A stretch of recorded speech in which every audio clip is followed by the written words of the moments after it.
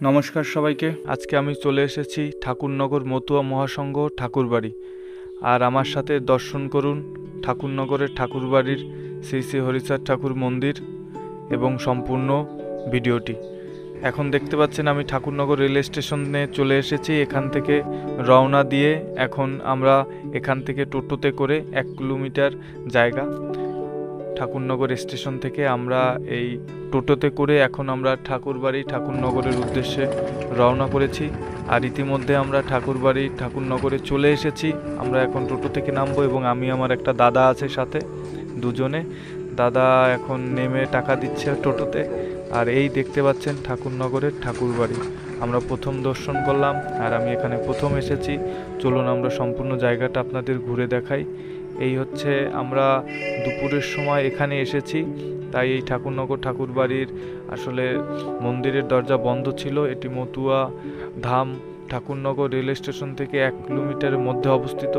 প্রতি বছর চৈত্র মাসে মতুয়া সম্প্রদায়ে গুরু এবং সমাজ সংস্করণ হরিচাঁদ ঠাকুর এবং তার পুত্র গুরুচাঁদ ঠাকুরের আদর্শে মতুয়া ধামে মেলা বসে এবং এটা ঠাকুরনগর মেলা হিসেবে পরিচিত। দেখতে পাচ্ছেন ঠাকুরবাড়ি ঠাকুরনগরের ঠাকুরের বিগ্রহ এবং এখানে অনেকগুলো মন্দির আছে।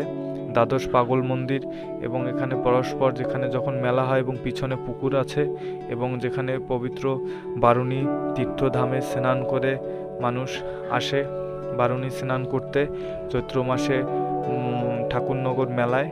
এবং দেখতে পাচ্ছেন এখানে গদিঘর, এখানে ঠাকুরবাড়ির ঠাকুরেরা বসে এবং এই হচ্ছে পিছনের বাড়ি এবং শ্রীধাম ঠাকুরনগরের ঠাকুরবাড়ি এবং মতুয়া মহাসংঘের কেন্দ্রীয় কার্যালয় পিছনে।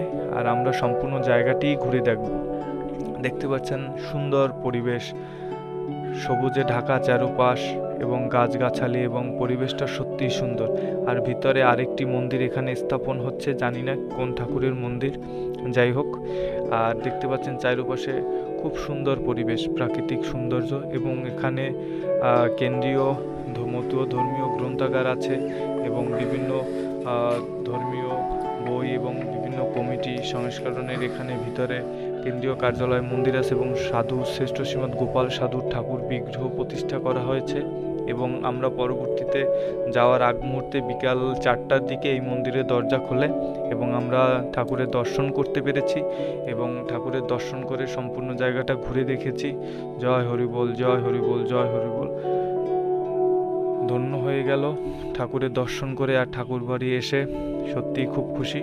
আর ভিডিওটি ভালো লাগলে অবশ্যই লাইক, কমেন্ট, শেয়ার এবং আমার ইউটিউব চ্যানেলটি সাবস্ক্রাইব করে রাখবেন এবং বেল বাটনটি অন করে রাখবেন যাতে নতুন ভিডিওগুলো খুব সহজে পান।